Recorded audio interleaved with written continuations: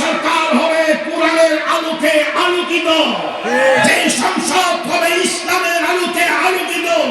জীবন বাজি রেখে আগামী সংসদ নির্বাচনে কোরআনের পক্ষে কারা কারা থাকবেন আল্লাহ করে।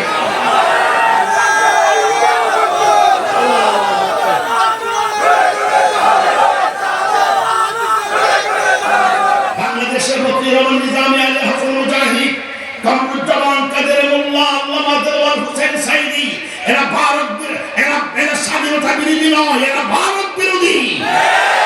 আজকে ভারত বিরোধীর কারণে তাদেরকে ফাঁসি দেওয়া হয়েছে।